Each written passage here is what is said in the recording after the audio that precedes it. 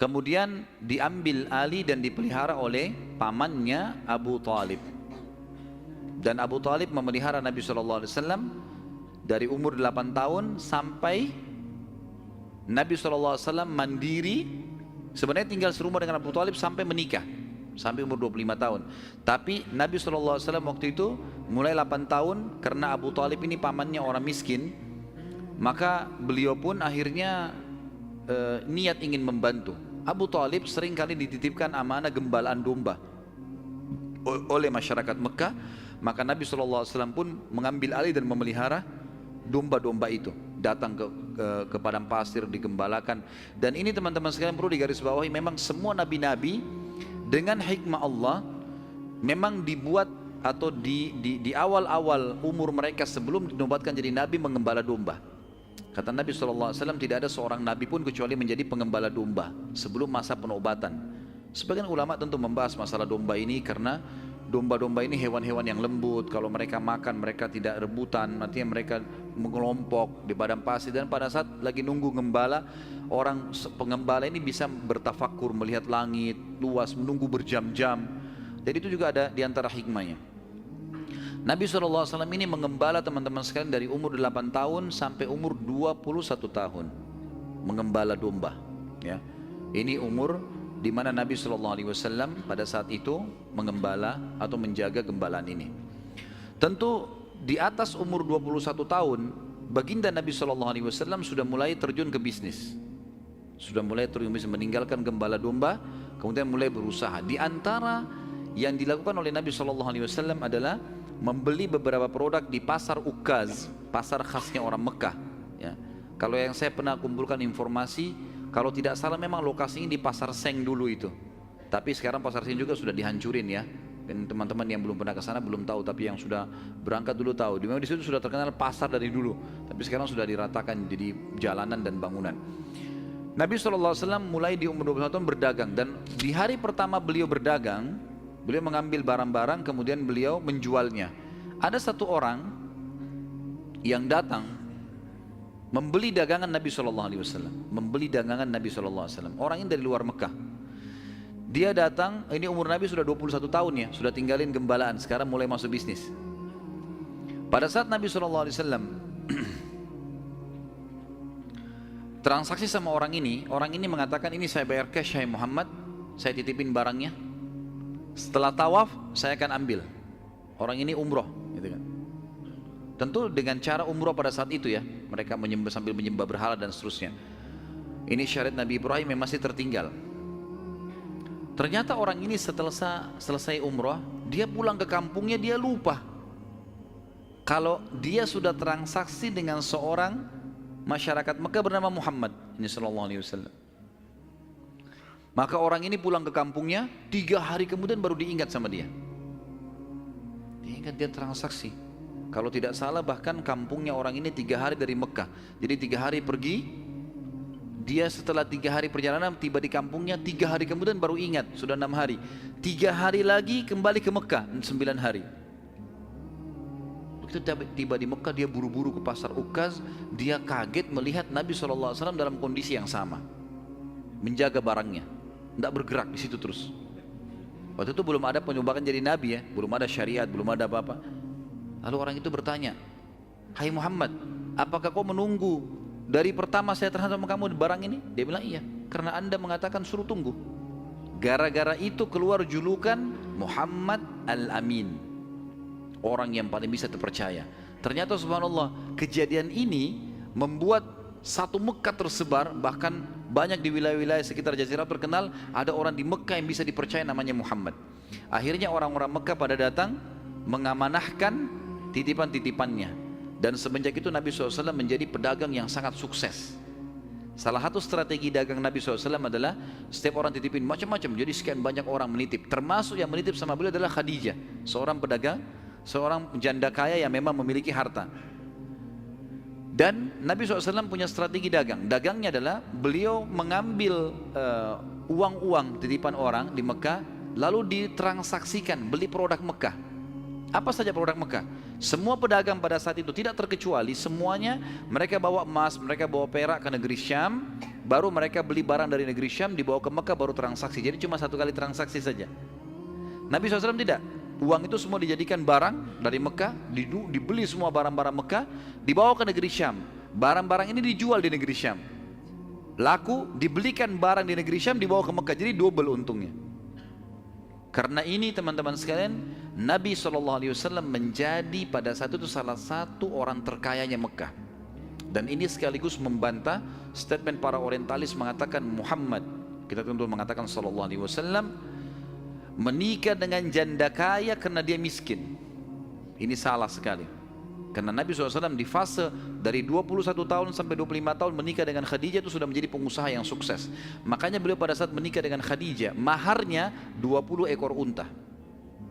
Satu unta ratusan juta jumlahnya, harganya.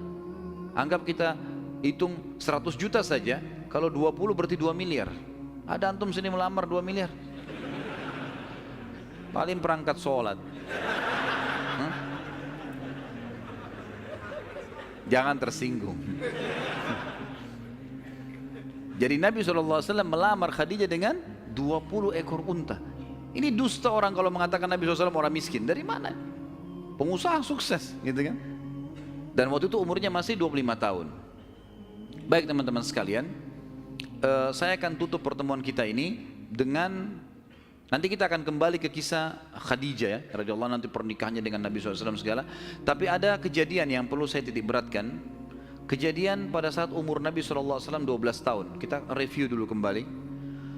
Waktu umur 12 tahun kan beliau dari umur 8 tahun sampai menikah kan tinggal sama Abu Talib.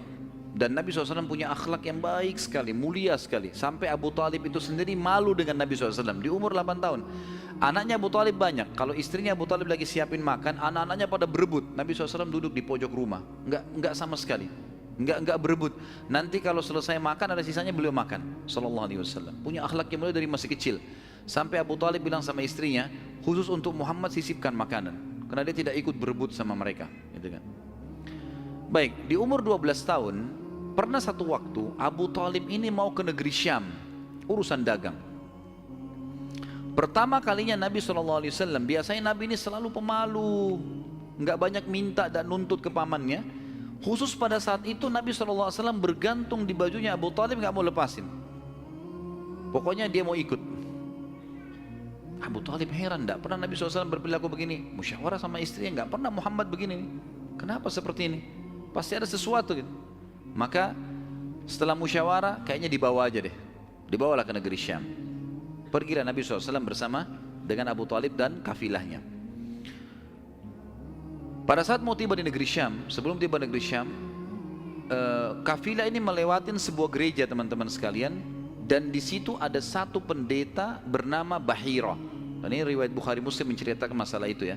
Dan sampai sekarang di negeri Syam masih ada puing-puingnya gerejanya Bahira ini.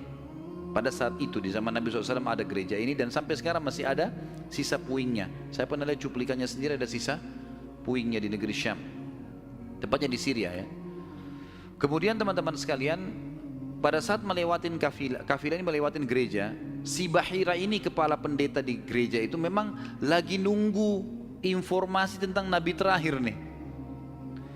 Dia ngeliat-liat di jendela gerejanya, setiap kafilah lewat dilihat sama dia, terutama yang dari Jazirah Arab. Waktu secara kebetulan dengan hikmah ilahi lewat kafilahnya Abu Talib, dan kafilah ini agak berbeda dengan yang lainnya. Kafilah itu berarti 3 unta ke atas ya, baru dinamakan kafilah. 3 ekor unta ke atas baru dinamakan kafilah.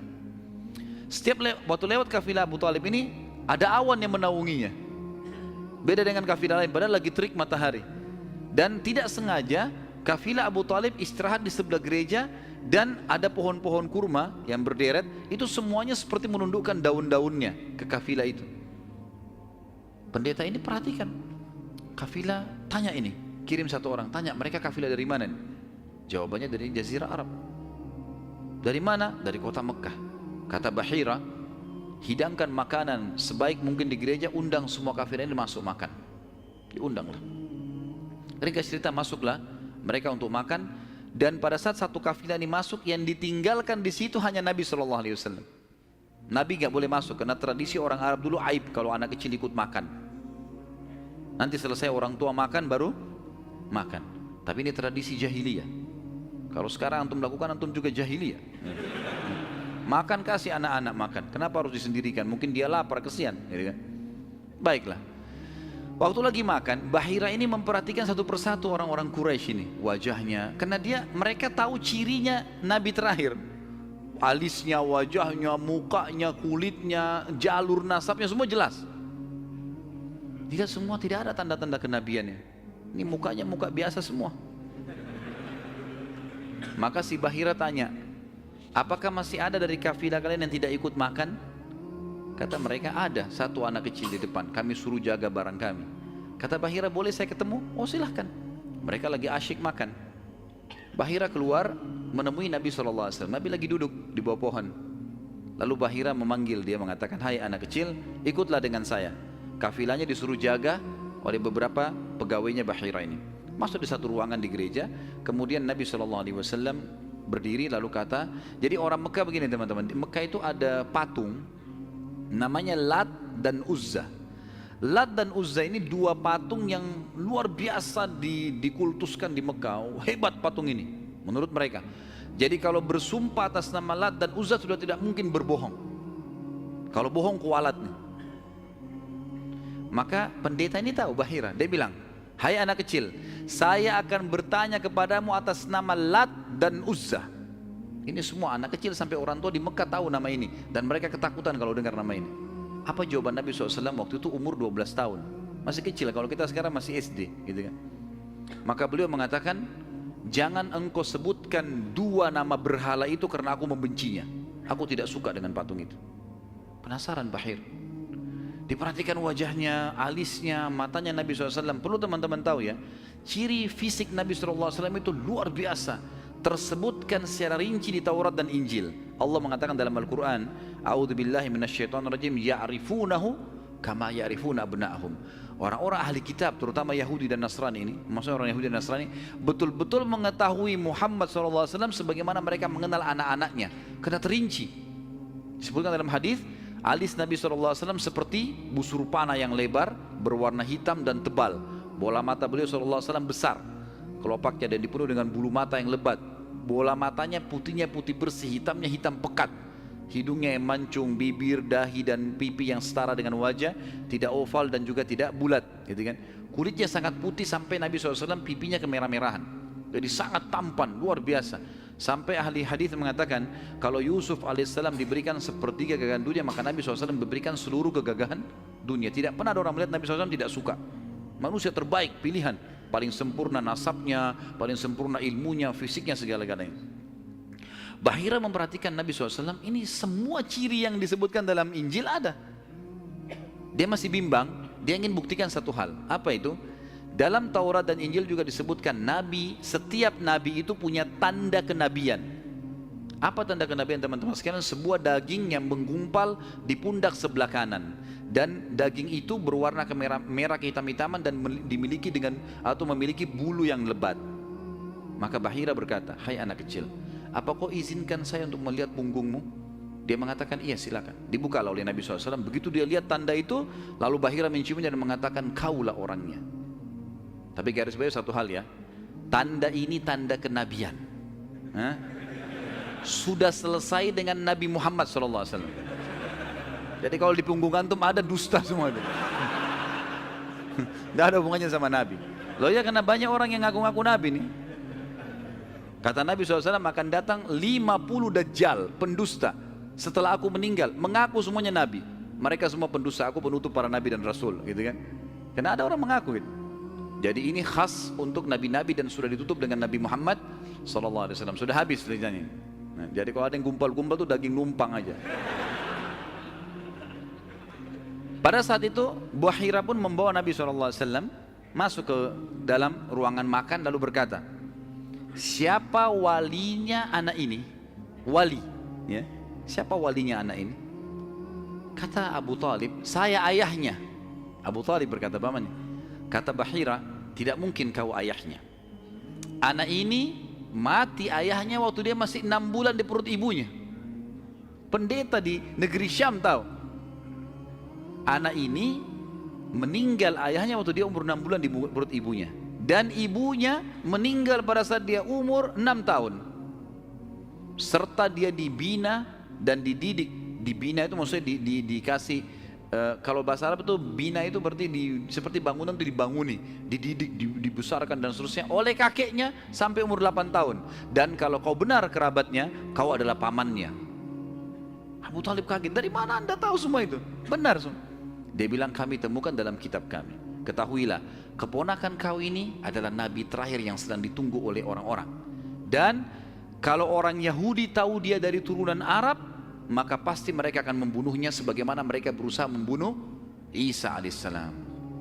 Kalau mereka tidak suka, mereka tolak, gitu kan? Maka jangan bawa ke negeri Syam, bawa pulang ke Mekah segera. Akhirnya dibawa pulanglah Nabi SAW ke Mekah pada saat itu.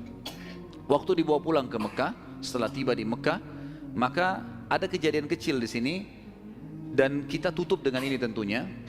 Waktu sudah pulang ke Mekah, Abu Talib sudah mulai ketakutan karena dia sudah dengar informasi tentang ponakannya nih. Zaman dulu juga teman-teman sekalian, ada tradisi buruk ini sebenarnya, tradisi buruk juga. Seringkali dukun-dukun dan peramal ini menjual jasa. Mereka datangin negeri-negeri atau kota-kota, tawarin jasa. Datang, tancapin kemah, kemudian mereka jual jasa. Ayo siapa yang mau diramal, bayar, gitu kan? Seperti itulah. Waktu itu pas Abu Talib tiba di Mekah, pas peramal-peramal lagi masuk di Mekah. Maka orang-orang Mekah bawa anaknya, suruh ramal, lihat mukanya, lihat tangannya, lihat segala macam. Pada saat itu teman-teman sekalian, Abu Talib ingin mengetes. Dia bawa Nabi SAW, dicari sama dia, mana pimpinannya dukun nih, peramal-peramal nih. Ditemukan lalu dibawalah Nabi SAW, waktu masih kecil, umur 12 tahun tadi, dibawa. Terus pimpinan peramal itu dalam kisah, dalam buku-buku sejarah disebutkan, memandang Nabi SAW dengan pandangan yang sangat tajam. Dan dia tidak bicara apa-apa. Dia mengatakan, tahan anak ini. Lalu dia masuk ke kemahnya. Kemungkinan dia bicara sama dukun, sama setan-setannya nih. Makan dukun. Ini saya nggak bisa tebak anak ini nih. Abu Talib lihat pimpinan ini, biasanya dia kalau anak-anak Mekah datang, oh ini nasibnya begini, sudah bawa, bayar. Seperti itulah. Ini enggak. Lama dalam kemah. Abu Talib ketakutan, dibawa Nabi SAW. Dan Abu Talib titip pesan, kalau dia tanya, jangan sebutin di mana anak ini. Dibawalah Nabi SAW pulang ke rumah, Abu Talib kembali ke situ. Lama, baru dukun itu keluar, peramal itu keluar dari kemahnya. Lalu dia teriak, mana anak tadi itu di sini? Nggak ada yang nyaut, karena Abu Talib sudah titip pesan. Abu Talib waktu itu termasuk anaknya Abdul Muttalib, Raja Mekah. Tapi Abu Talib tidak dinobatkan jadi raja pada saat itu kan. Maka mereka diam. Yang kedua kali, mana anak itu di sini? Sampai 3 kali, kesimpulan terakhir, kata peramal itu, kita tentu tidak percaya peramal, tapi dia mengatakan, ya, kalau anak itu memiliki kedudukan yang sangat tinggi, dan dia akan memimpin dunia. Begitu loh bahasanya. Dengan ini teman-teman sekalian, maka orang-orang Mekah jadi lebih yakin kalau Nabi SAW ini punya kedudukan. Walaupun kita secara orang Muslim tidak percaya dengan dukun semua, tapi historinya begitu. Secara histori seperti itu. Allahu a'lam. Dan insya Allah nanti kedepannya kita akan bahas tentang pernikahan Nabi SAW, prosesi pernikahannya, ya, kemudian anak-anaknya sampai ke masa fase kenabian. Allahu a'lam.